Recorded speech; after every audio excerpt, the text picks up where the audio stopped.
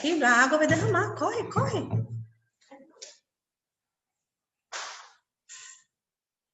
Que cabelo bagunçado é esse? Deixa eu pôr na água. Obrigada, beijo. Então, deixa. Como é que você me larga no vácuo desse jeito? Aí.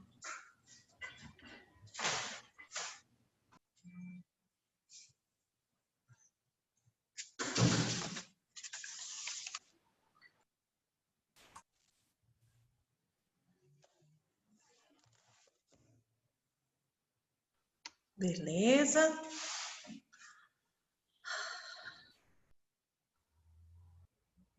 O pessoal tá voltando. Ficou gente para trás. Eu tinha 19, tô com 12. Oi, Guilherme. Bom dia. Oi, professor, bom dia. A gente já fez a correção da prova e agora a gente vai começar o capítulo 17, que já é novo conteúdo, tá bom? Aham. Desculpa não ter entrado mais cedo, porque o bendito telefone descarregou e eu não consegui recordar. Tudo bem. Mas se você não teve problema na prova, a gente só fez a correção porque é de praxe mesmo. Mas a prova foi tranquila, né? Não, sim, foi tranquila demais, foi boa. Então tá bom. O povo fala que quer a aula, mas o povo não volta não, né? Então tá, a gente faz com quem voltou. Acho graça disso. Pessoal, agora nós vamos entrar na parte final do livro, que o livro ele é cronologicamente também como a vida. A vida a gente nasce, cresce, reproduz e morre. E o livro vai caminhar exatamente assim. A gente, lá nos primeiros capítulos, tratou da primeira infância, segunda, terceira, adolescente, jovem, adulto, e agora a gente chegou no idoso. O 17 vai falar do desenvolvimento físico e cognitivo do idoso. O 18 vai falar do desenvolvimento psicossocial do idoso. E o 19 vai falar sobre morte. Nossa, professora, deprimente, né? Pois é, pessoal, mas o psicólogo, ele tem que saber tratar a respeito desse assunto, que faz parte da vida, gente, lidar com a morte. Em algum momento da vida da gente, infelizmente, nós vamos ter que lidar com um luto, um processo de luto. E não só pessoal, mas do outro. Então, entender sobre o luto nos ajuda também a ter condições de oferecer um suporte emocional para as pessoas que estão vivenciando luto, né? Então, no capítulo 19 vai falar sobre vários tipos de luto, as etapas desse luto, por que algumas pessoas têm um processo mais longo e outros mais curto, e vai falar também dos tipos de morte, né? Inclusive da eutanásia, que é um tema polêmico. Nós vamos falar sobre o suicídio. Então, o capítulo 19 ele é um pouco mais pesado. Mas vocês sabem que eu faço as minhas palhaçadas e dou um jeito da gente trazer um pouquinho de leveza, apesar de ser um assunto sério, a gente tem que lidar também de uma forma mais saudável, né? Bom, o que a gente tem para falar hoje com vocês a respeito da velhice? Que antes não existia esse negócio de vida adulto, jovem, adulto intermediário e idoso. Era adulto, era jovem e velho. Pronto. Por quê? Porque as pessoas morriam mais cedo. A expectativa de vida, a longevidade, ela tem aumentado. Então, enquanto as pessoas antes viviam no máximo 70 anos, hoje as pessoas aos 70 anos, elas ainda se consideram cheias de vigor. Existem muitos adultos que estão na terceira idade, como é conhecido também o adulto idoso ou adulto tardio, e eles se consideram ainda no adulto intermediário. Por quê? Porque ele é cheio de vigor, ele ainda vai pro forró dos velhos. Quem nunca ouviu falar do forró dos velhos, gente? E eles dançam lá a tarde inteira, lá no SESI do Jundiaí, é terça à tarde.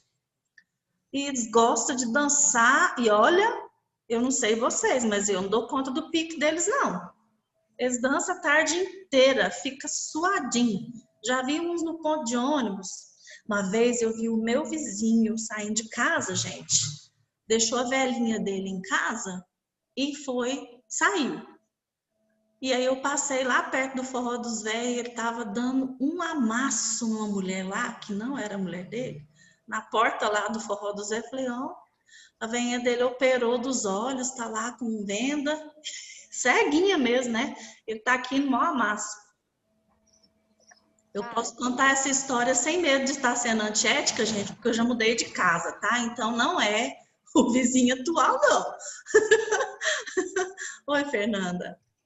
Eu tenho uma avó de consideração, assim, ela foi madrasta do meu pai, e quando meu pai era criança, e ele tem um carinho muito grande por ela, então a gente ainda visita ela, fala com ela sempre. É, assim, minha avó predileta. E quando eu era bebezinha, a gente tinha um apego muito grande. Eu sabia exatamente quando era a papinha que ela fazia. Nossa! Então, assim, só que ela tem uma questão aí. Ela tem mais de 80 anos e ela bebe. Mas ela não bebe socialmente. Ela bebe muito. Se tem jogo do Corinthians, então, amiga, o negócio é lascado. Aí você chega na casa dela, ela mora no litoral, no litoral de São Paulo, quase que de frente com a praia, assim, sabe? Num apartamento. E a velhinha, assim, você chega lá, ela curte, né? Tem todas as coisas para curtir a prainha dela, tudo numa boa. Quando chega em casa, tá lá o fardinho de cerveja, 51 para ela fazer a caipirinha. E ela é sozinha, porque o amor da vida dela foi meu avô, e ela não se casou com mais ninguém. E aí ela chega, faz a caipirinha, pica o salaminho dela lá, coloca na mesinha, liga a TV. Se você vê a saúde que essa mulher tem, gente, o negócio não é pilates, não, o negócio é a cachaça. O trem funciona. Gente do céu, eu falei em todos os capítulos que o uso do álcool não pode. Aí a Fernanda veio falar que é só pó de conserva no álcool que vive mais. Tá tudo certo, é incrível. Mas falando sério, ela tem uma saúde que a gente fica assim, de cara com ela. E ela bebe, e às vezes ela liga pra gente, né? A gente até sabe, ih, a avó bebeu, né? Ela fica alterada. Sim, mas assim, ela não dá trabalho, sabe? Ela fica muito carinhosa, aquela vozinha mole e tudo mais. E ela bebe com vontade, sabe? E ela Caramba! trabalha. Você acredita que ela não aceitou muita aposentadoria, não? A gente vai falar sobre isso, esse capítulo aqui vai falar sobre isso. Acho que o próximo, o psicossocial. Algumas pessoas não aceitam a aposentadoria e continuam ativos, né? Exatamente isso aí, Fernanda. O livro traz essa expectativa de vida e alguns chamam de correr atrás da fonte da juventude, né? Tomar alguma coisa, um elixir que traga mais energia, que aumente os meus dias, os meus anos de vida. Sempre foi um tema de filme, tema de estudos, de pesquisas. Enfim, a quantidade de anos que uma pessoa vive aumentou tanto que hoje se dividiu desse jeito que a gente estudou aqui no livro, adulto jovem, adulto intermediário e o idoso.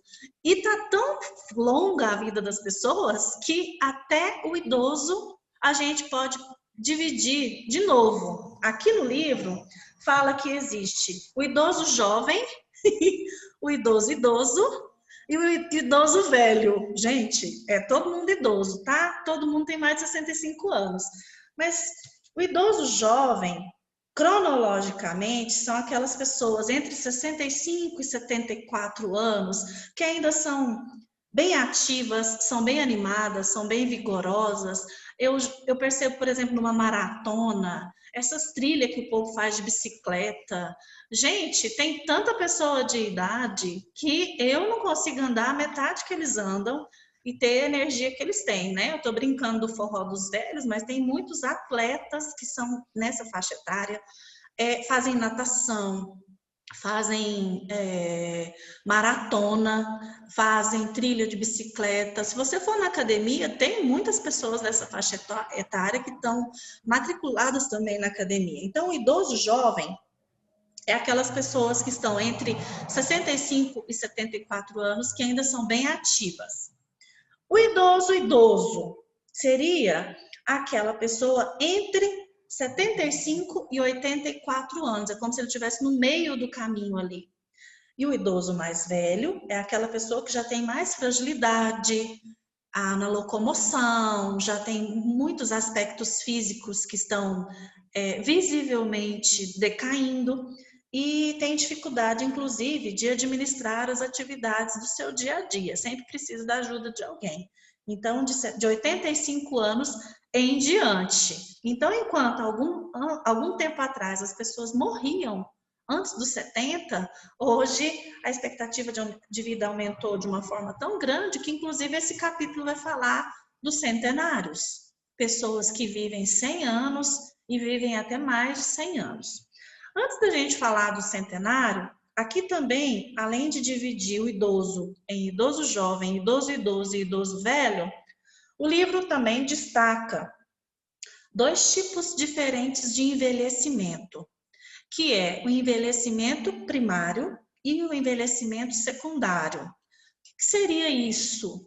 O envelhecimento primário é aquele processo gradual e inevitável que a gente tem na nossa vida de ter uma deterioração física mesmo. Ao longo dos anos, não importa o que a gente faça, a gente vai envelhecer. Não tem como, nós vamos ter que nos adaptar a esse processo de envelhecimento.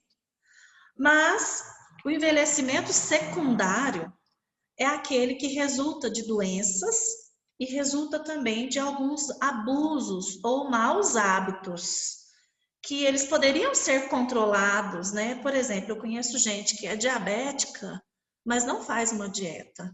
Come doce, come tudo que vê pela frente. Então, essa pessoa, ela provavelmente está diminuindo os anos de vida dela, saudável, porque ela podia controlar o açúcar, mas ela não quer controlar. Ou o uso da bebida alcoólica também, ou o uso do cigarro. Então, aquilo que a gente poderia controlar e não controla, elas vão provocar um envelhecimento que é resultado de doenças, resultado de hábitos de vida que poderiam ser transformados, que poderiam ser evitados. Quando a gente fala de centenário, eu lembro do meu avô. Meu avô faleceu ano passado com 103 anos. E era forte, o bichinho era forte. E aí eu fico pensando nesse aspecto do envelhecimento secundário, né? Ele nunca fumou, ele nunca bebeu bebida alcoólica e ele não era ativo no sentido de academia, atividade física, tarará, mas ele morou na roça muitos anos, então a lida de vida rural, ela é muito pesada, né, gente? Então fazer uma cerca, fazer o acero, apartar uma vaca, anda muito, né, para poder buscar as vacas no pasto, plantar alguma coisa, capinar alguma coisa. A alimentação é mais saudável, por quê? Porque não é alimentação industrializada, é tudo ali, planhado na horta, pega a galinha no fundo do quintal e mata para comer, o leite direto do curral. Então, assim, ele sempre teve esse tipo de alimentação e sempre dormiu bem, dormiu cedo e acordou cedo. Então, aspectos de vida saudável. Então, ele não teve esse envelhecimento secundário que foi resultado de doenças ou de maus hábitos de vida. Por isso que o livro está falando que existem algumas tendências, alguns fatores que podem aumentar a expectativa de vida. E o gênero também, a gente já falou sobre isso e aqui repete. Vocês sabiam que as mulheres vivem mais tempo do que os homens? A gente falou sobre isso no outro capítulo, quando a gente falou que as mulheres se cuidam mais da saúde, né? Hoje existem alguns homens que já estão tomando esses cuidados, já estão tendo essa conscientização de se cuidar, mas isso não é uma regra, ainda é algo diferente entre os homens, né? Bom, o que que a gente vai falar sobre o desenvolvimento físico, o que que envelhece, o que que... Muita coisa envelhece, né, gente? Então, vamos lá. A respeito de metabolismo. Então, o nosso metabolismo diminui um pouquinho mais. Ai, meu Deus do céu. A nossa imunidade também diminui, ela vai abaixar um pouquinho mais. E outras diferenças físicas começam a acontecer. Então, vamos falar das mudanças físicas principais. A pele. A gente tinha falado que a pele, lá no adulto intermediário, perde o colágeno, né? Então, além essa perda de colágeno, ela vai se acentuando tanto que eu não sei se vocês já repararam, mas a pessoa mais idosa, ela tem uma pele muito fininha e muito frágil. Parece um papelzinho, assim. Se esbarrar numa quina, ela pode se rasgar, ela pode machucar. E aí, eu gosto de fazer uma comparação. Do mesmo jeito que a gente cuidava de bebê, a gente tem que começar a cuidar dos vovôs e das vovós. Então, se a gente tampava as quinas dos móveis ou comprava só quina arredondada para o bebê não bater a cabeça e machucar, agora a gente tem que se preocupar para o vovô e a vovó não esbarrar o braço e machucar. Então, a gente vai ter que se preocupar com quinas de móveis, com uma série de outras coisas que nós vamos falar já já. Não vou adiantar ainda não. Além da pele ficar mais pálida e menos elástica, os músculos encolhem. A pele começa a ficar enrugada e a pessoa vai encolhendo. Vocês já viram que os velhinhos vão diminuindo de tamanho? Que eles vão ficando... O que aumenta no idoso é a orelha e o nariz. Misericórdia. O que aumenta é a orelha. Eu já vi velhinho que tem a orelha gigante e o nariz também vai crescendo. Mas a pessoa vai ficando mais encurvadinha, vai ficando... Aqui no livro está falando. Os músculos encolhem. Começa a aparecer varizes na perna. Até o sistema vascular tem as suas diferenças. O cabelo fica mais fino, fica grisalho. O pelo do corpo vai diminuindo cada vez mais. Os adultos diminuem um pouco de tamanho, aqui no livro está explicando, por causa de um atrofiamento dos discos entre as vértebras da espinha. O Danilo está com a cara tão séria, você não está acreditando ou você não está concordando que os velhinhos encolhem? Você só está prestando atenção? Você tem uma ruga de expressão aí, se você não tomar cuidado, você vai ficar com um vinco aí muito cedo, Danilo, que você presta atenção assim, ó, com a testa enrugada. Gente, ele já usa Mary Kay, e a gente falando dos homens que se cuidam, tá aí um exemplo. Parabéns, Danilo.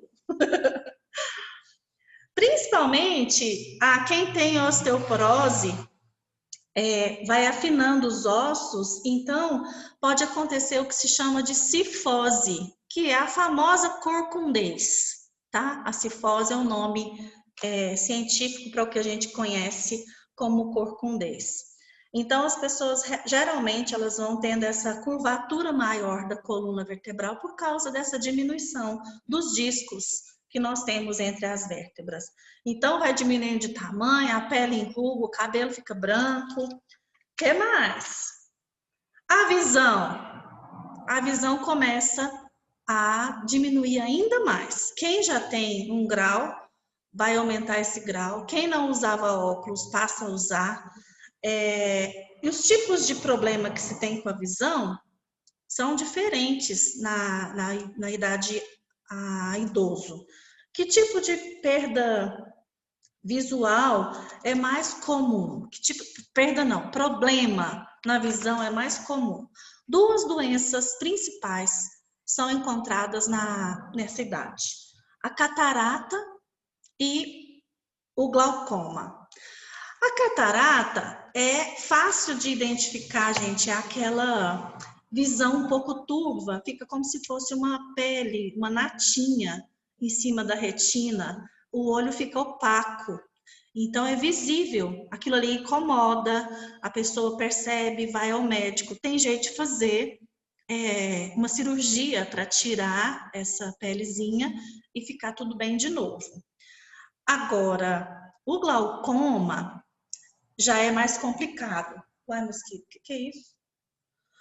O glaucoma é um dano irreversível e não é muito perceptível, gente, porque é um problema da pressão do nervo óptico.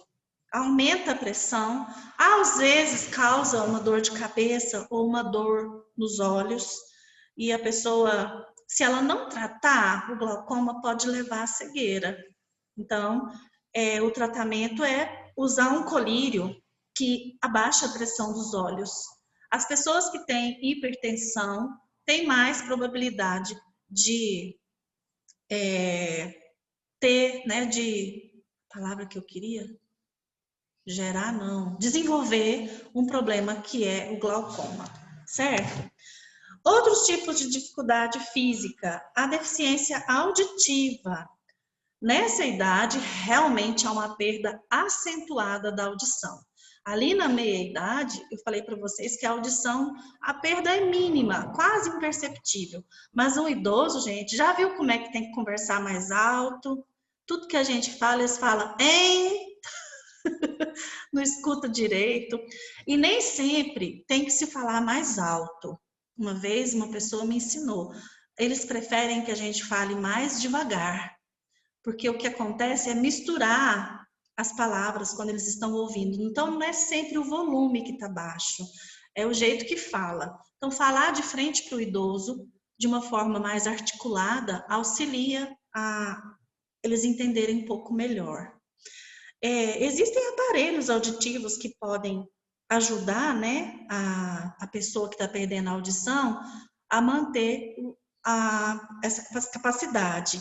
Mas, geralmente, esses aparelhos, além de caros, eles ampliam os ruídos, eles não ampliam só o som de quem eles querem ouvir. Por exemplo, uma televisão ou um rádio. Amplia o som, tudo que está ao redor. E existe também uma certa resistência. Eu tenho uma aluna que tem dificuldade auditiva, e desde jovenzinha, desde criança, ela já usa o aparelho. E ela conta para nós que foi super fácil de adaptar e não tem problema. Mas que realmente ela sabe que uma pessoa de idade se adaptar a um aparelho de audição é mais difícil. Primeiro que eles não querem assumir que eles estão envelhecendo e perdendo a audição. Segundo, que pode achar feio, esteticamente errado, ruim, eles não concordam. E terceiro, esse problema aqui, gente, que o aparelho, ele aumenta o som de tudo. Ele não aumenta só o foco que a pessoa quer. Então, eu já vi muitos idosos tirando o aparelho, sabe? Principalmente quando o filho começa a discutir, neto começa a fazer bagunça. Eles tiram o aparelho e põem lá e fica quietinho onde estão. Faz de conta que está participando da festa, mas não está ouvindo nada, porque está incomodando o barulho, né? Meu avô usou o aparelho de surdez e ele fazia isso. Ele tirava o aparelho de vez em quando. E uma coisa que ele teve muita resistência em aceitar é o que a gente vai falar agora. Sobre o equilíbrio, a pessoa começa a ter mais dificuldade de andar, de se locomover de forma equilibrada, por causa também da perda da força muscular. E a resistência do vovô é que ele não quis um andador, de jeito nenhum. Aí um dos meus tios comprou para ele uma bengala, muito chique, e falou para ele que ele ia ficar igual o Poderoso Chefão, porque a bengala era linda, que tinha, não sei como é que chama a ponta da bengala em cima, assim, tinha um acrílico com desenho dentro, e aí ele aceitou a bengala, e precisa ver o tanto que vovô ficou estiloso com essa bengala. Então, tem que fazer um convencimento, um argumento interessante para eles aceitarem esse tipo de ajuda. Gente, uma coisa que eles não gostam é de ser tratado como criança. Eu estou toda hora comparando o desenvolvimento de um idoso com o de uma criança, né? Acabei de falar que tem que proteger as quinas, a saúde, a imunidade é baixa, como de uma criança que ainda não tomou todas as vacinas. Mas eles não gostam de ser tratados como criança, não. eles se sentem diminuídos. Então, a gente tem que tomar muito cuidado, porque a atenção e o cuidado é tão grande como se a gente estivesse cuidando de um bebê, mas sem falar fino, como se estivesse falando mãe-ex para um bebê, sem dar bronca. Tem filhos adultos intermediários que cuidam dos filhos dos pais idosos e ficam dando bronca, como se fosse uma criança. Falta pouco bater, aliás, tem uns que batem, né? Infelizmente. Isso não é saudável. Os idosos reclamam bastante sobre isso. Pois bem, falando da perda do equilíbrio e da força e de todas essas perdas que a gente citou, aqui no livro tem uma tabelinha, que é o que eu estava quase adiantando agora há pouco, quando eu falei de colocar protetores nos móveis. É uma lista de verificação para evitar machucados, acidentes domésticos. Que lista seria essa? A gente tem que tomar muito cuidado com escada. Aí eu vou comparar de novo, mas eles não podem saber que eu estou comparando, não. Do mesmo jeito que a gente tem que pôr um portãozinho na escada para o neném não subir e não cair, a gente tem que pôr um portãozinho na escada, tanto na parte de cima quanto embaixo, gente, porque o idoso, às vezes, ele esquece que tem uma escada. E ele desce sem perceber ali, ele começa a andar e de repente cai na escada. Então tem que ter um portãozinho para ele lembrar, quando ele abrir, ele vai descer ou subir a escada, né? Essa escada sempre tem que ter uma boa iluminação e um corrimão fixo, bem preso, de ambos os lados até o final da escada, para ele se apoiar. Se a escada, gente, tiver carpete, ele tem que também ser bem fixo, porque... E se o piso for liso, tem que ter um antiderrapantezinho ali, para o degrau não ser perigoso para esse idoso. Dentro do banheiro, precisa agora de ter uma barra de ferro, tanto perto do chuveiro, para ele tomar banho se apoiando, quanto também perto do vaso sanitário, para ele se apoiar para sentar e levantar. Aqui no livro não fala, mas até o tipo de colchão ou o tipo de estofado, a gente tem que verificar, porque às vezes tem uns sofás que são tão fofos que a pessoa senta e quase precisa de um guindaste depois para levantar, não é? Pensa, gente, vocês jovens sentam no puff de boa, né? Pá, deita lá no puff, levanta e senta quantas vezes precisar. Gente, se um idoso for sentar num puff, vai precisar de ajuda para levantar. Ele não consegue ter essa força para se levantar. Então, tem que se preocupar com esse tipo de situação também. Lembra que quando é bebezinho a gente tem que pôr um abajurzinho no quarto, que a gente chama de luz noturna? Ou um corredor aceso? Então, o idoso também precisa da luz noturna, porque ele perde a noção do espaço. E se ele levantar e estiver escuro, ele pode bater nos móveis, bater na parede, ele não se encontra, ele não se localiza, então precisa da luz noturna. Em todas as áreas da casa, tapete, por favor, dispense os tapetes, a não ser que seja antiderrapante, ou preso no chão, né? Fio, cuidado com o fio. Acabei de ligar meu computador aqui, ele está em cima da mesa, o fio está na tomada lá do outro lado. Tem um fio aqui no meio do caminho. Se eu tivesse um idoso na minha casa, eu não podia carregar o computador assim, nem o celular, porque isso aqui é uma armadilha. Ele não percebe esse fio e cai.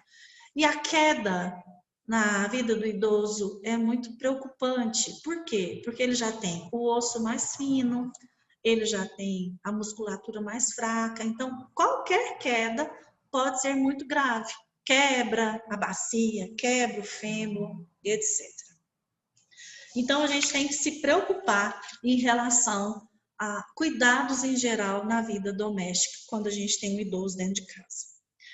Tô quase terminando, falta só falar do sono e da função sexual.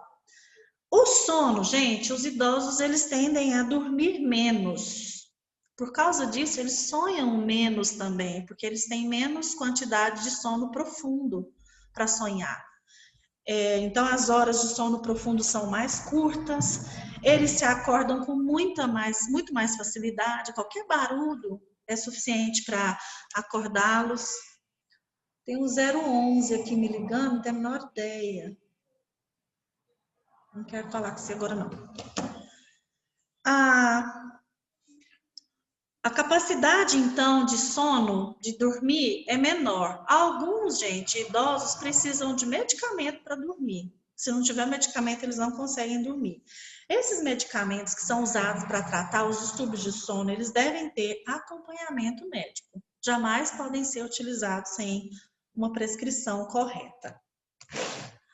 Bom, e sobre o que eu falei, que vocês não iam gostar, talvez, de conversar, a respeito das funções sexuais. Agora que eu vi que a Carla escreveu aqui no chat, ela mora em frente ao Clube dos Idosos, ela vê cada coisa que nem é bom comentar. Ah, não, Carla, depois eu quero que você me conte, eu quero morrer de rir. A respeito da função sexual, eu acho que é exatamente isso aqui que a Carla não quer comentar, sabe? O fator mais importante da manutenção da função sexual é a atividade sexual consistente ao longo dos anos. Então, por exemplo, um casal de idoso que já está casado há muitos anos, está junto há muitos anos e tem frequência de vida sexual há muito tempo juntos, eles vão manter isso por mais tempo. E a maioria dos, quer ver quantos por cento? Mais de 50% dos adultos entre 65 e 74 anos se declararam ativos sexualmente numa pesquisa que foi feita. Então, é mais da metade continua ativo sexualmente. Os homens, eles têm mais propensão a manter a atividade sexual na velhice do que as mulheres. O sexo na vida adulta tardia, ele é diferente de outras idades. Os homens, eles vão levar mais tempo para ter uma ereção, eles vão levar mais tempo para ejacular, às vezes pode precisar de um estímulo manual, eles vão precisar de um intervalo maior entre uma atividade sexual e outra, entre uma ereção e outra. As mulheres, como a gente falou lá na menopausa, elas vão diminuir a capacidade de lubrificação, talvez a sensibilidade dos seios diminua também. E outros sinais de excitação sexual são menos intensos também na mulher.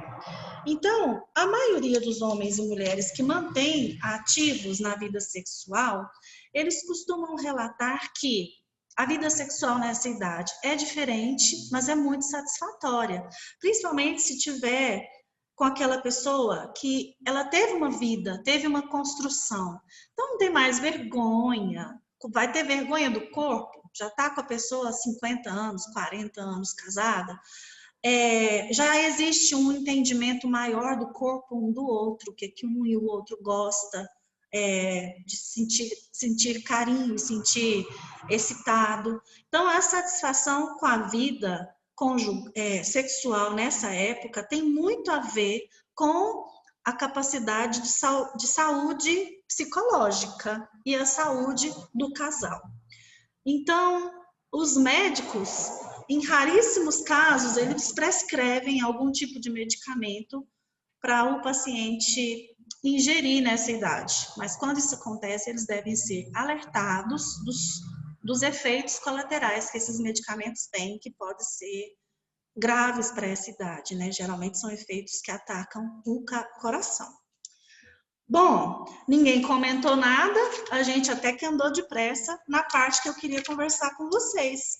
Na próxima semana, então, a gente já vai começar falando sobre saúde mental e desenvolvimento cognitivo do adulto idoso, tá bom? Que é o final do capítulo 17. Alguém quer fazer quais foram as páginas de hoje, Giovana? O início do capítulo 17 é na página 572 e eu fui até a 585.